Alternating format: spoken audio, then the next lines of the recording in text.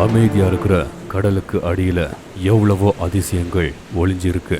அந்த மாதிரி ஒரு விசித்திரமான பயங்கரமான நிஜ கதைய நான் உங்களுக்கு சொல்றேன். மாத்தங்கி கரையோட ரொம்ப தூரத்துல கோனாருங்கிற தீவு இருக்கு. அந்த தீவு சாபம் அடைஞ்ச ஒரு தீவு.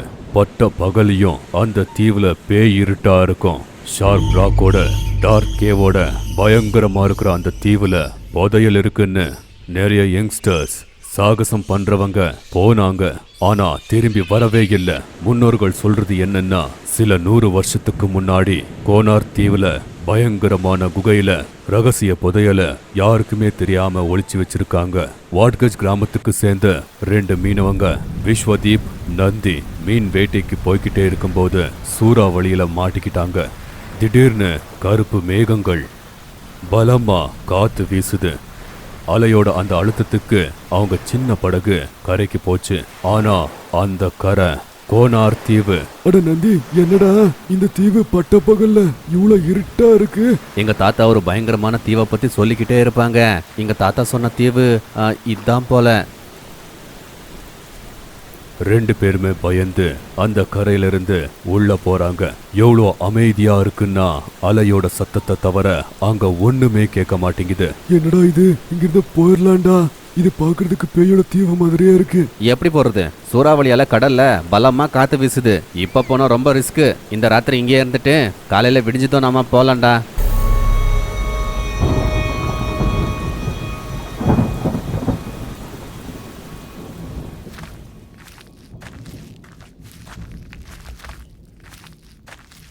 சூறாவளி அடங்குற வரைக்கும் அந்த தீவுலயே இருக்கலாம்னு நெருப்ப கொளுத்தி போட்டு சின்ன குகையில இவங்க உக்காந்தாங்க.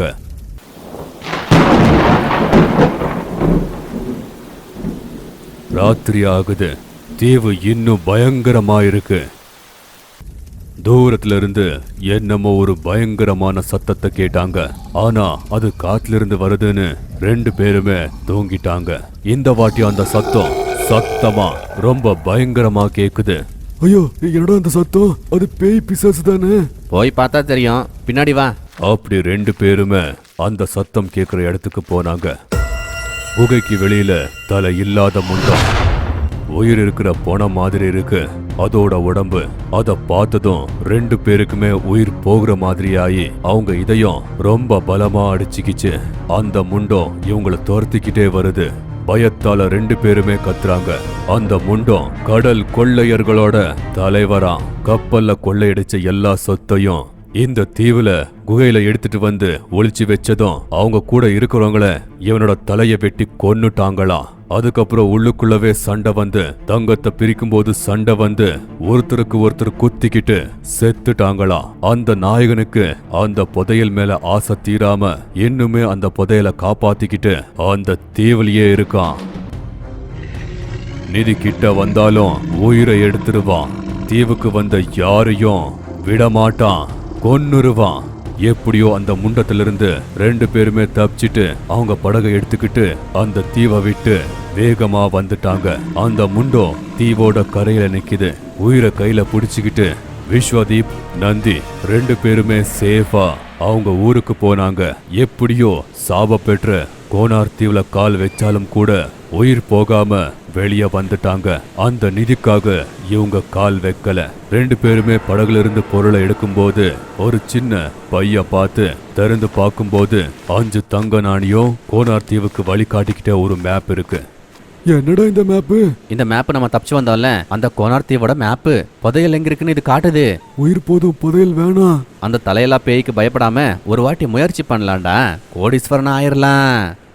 அப்படி விஸ்வதீப் என்ன சொன்னாலும் கேட்காம 1 வாரம் கழிச்சு அந்த கோனார் தீவுக்கு போனாங்க. மேப் காட்டிக்கிட்டே இருக்கிற திசையில 4 மணி நேரம் பயணம் பண்ணா தூரத்துல கோனார் தீவு.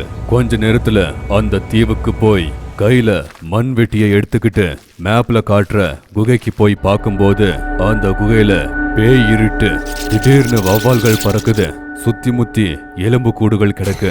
நிதியோட ஆசையில அந்த இடத்துல தோண்டும் போது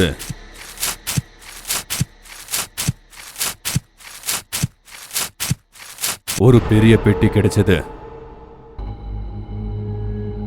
2 பேர் மூஞ்சில சந்தோஷம்.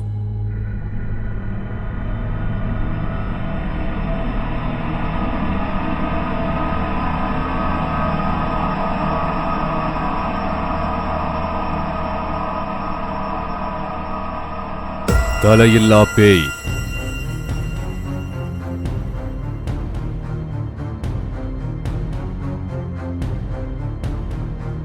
ரெண்டு பேரையும் கொடூரமா கொன்னு போட்டு பாறையில தொங்க போட்டுருச்சு.